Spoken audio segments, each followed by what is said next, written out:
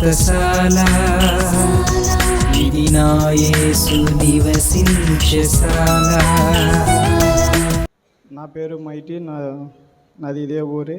నాకు సాక్ష్యం ఏమంటే 2025లో నా మ్యారేజ్ అయ్యింది.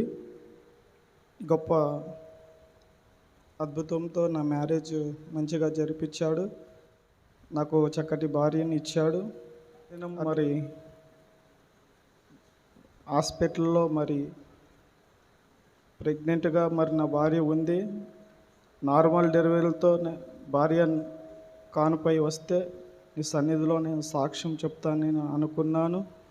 చక్కగా దేవుని కృపను బట్టి, దయని బట్టి నార్మల్ డెలివరీ కలిగి చక్కటి కుమార్తెను నాకు దయచేశాడు. అద్భుతం చేసిన దేవాతి దేవునికి వందనాలు. అట్లు ప్రార్థించిన దైవజనులు అయ్యగారికి, అమ్మగారికి నా యొక్క వందనాలు. దేవునికి వందనాలు, అమ్మగారికి, అయ్యగారికి వందనాలు. ఇక్కడ వచ్చిన వారందరికీ నా వందనాలు.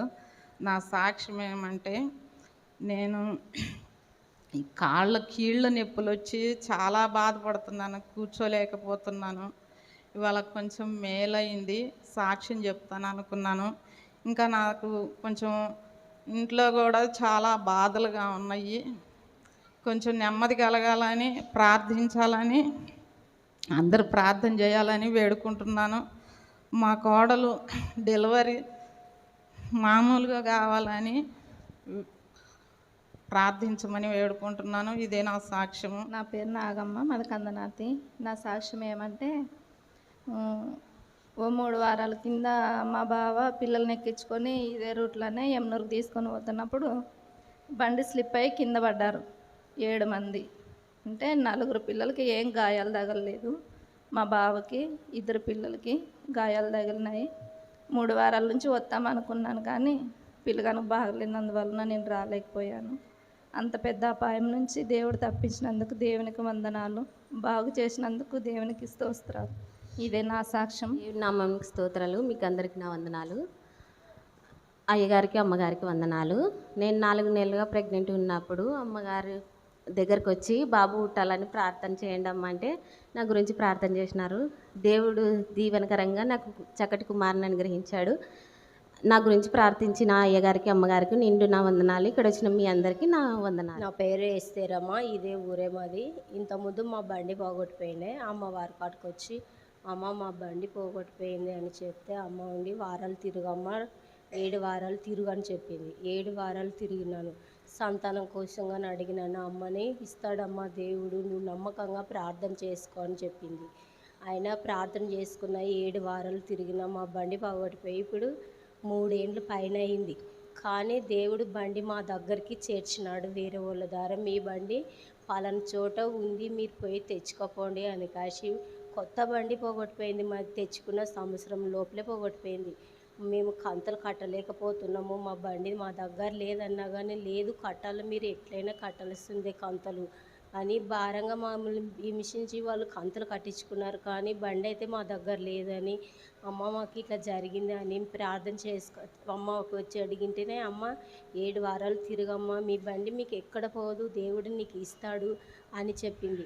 అలాగే 7 వారాలు తిరిగి అమ్మ చెప్పినట్టు రోజు ప్రార్థన చేసుకొని తాళాలు పట్టుకొని కూడా ప్రార్థన చేయమ్మా నువ్వు అని అమ్మ చెప్పింది. ఆ విధంగా అట్లనే చేస్తూ ఉంటే మొన్న గురువారం రోజు వాళ్ళే ఫోన్ చేసి మీ బండి పలానా చోట ఉంది, మీరు వెళ్ళి తెచ్చుకోండి అని చెప్పినారు.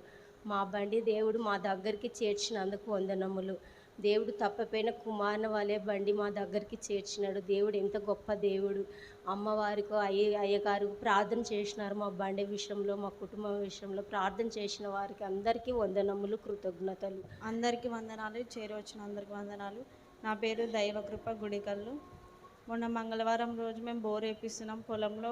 నీళ్ళు వస్తే నేను సాక్ష్యం చెప్తాను అనుకున్నాను, నీళ్ళు వచ్చినాయి. ఇదే నా సాక్ష్యం. దేవుడు ఇంకా నాకు చేసిన మేలుని బట్టి దేవునికి వందనాలు. నా పేరు ప్రమీలమ్మ, అక్క ఇరవాడి.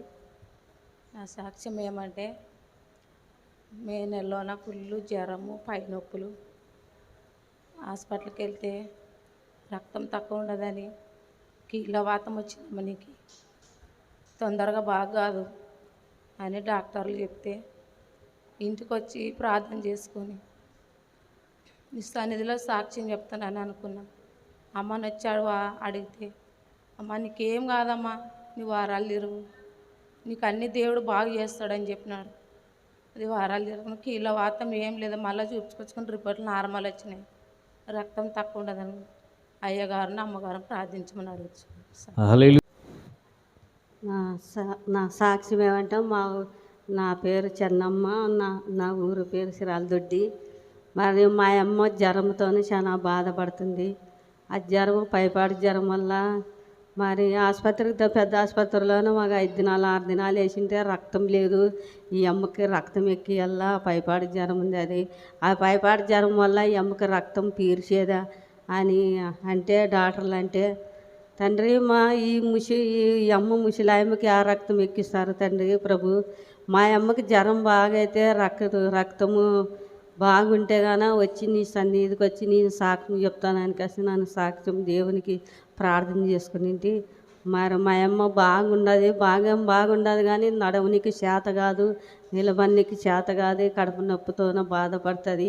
అయ్యగారిని అమ్మవారిని ప్రార్థన చేయాలని అడుగుతున్నాము. ఇదే నా సాక్ష్యం. నా ఊరు గుడికెళ్ళు. నా పేరు రాజ్యమ్మ. నా సాక్ష్యం ఏమంటే, మా అక్క కూతురికి రాహేల మా అమ్మ పేరు. గుండె నొప్పుతాన 8 రోజులు అయిందంటే అక్కడ వెళ్ళి పెద్ద ఆసుపత్రికి కర్నూలుకి, ఇంకా ఆపరేషన్ కాలేదమ్మా అన్నారు. అంటే ఏం లేదు లేచినమ్మా, నువ్వేం ఎదవడద్దు, నేను సన్నిధికి వెళ్ళి సాక్ష్యం చెప్తాను, నీకు ఆపరేషన్ క్షేమంగా జరుగుతుందిలే, నువ్వేం భయపడద్దని ధైర్యం చేసి నేను అక్కడ ప్రార్థన చేసి నూనె అంటించి వచ్చినాను, యేసు రక్తము. నిన్నటి దినంలో ఆపరేషన్ జరిగింది. ఆ అమ్మ ఆపరేషన్లో బాగున్నదని చెప్పినారు. ఇంకా ఏమీ తెలియలేదు, ఇంకా కోమల్లో ఉండదన్నారు. ఆ అమ్మ కోసము అమ్మగారు అయ్యగారు ప్రార్థన చేయాలని అడుగుతున్నాను. ఇంకో సాక్ష్యం ఏమంటే, నిన్నటి దినము చాలా లూదియ మా ఇంటి పక్కల పాప, అమ్మ చాలా బాధపడుతుంది నొప్పులతోన, కొద్దిగా వచ్చి ప్రార్థన చేతురమ్మ అంటే ప్రార్థన చేసిన గంటకి ఆ అమ్మకు అంతా యేసు రక్తం పోసి జామలో 3 చుక్కలు వేసి తాపినాను. ఒక అర్ధ గంటకే కానిపోయిందని ఒక సాక్ష్యం ఇచ్చారు.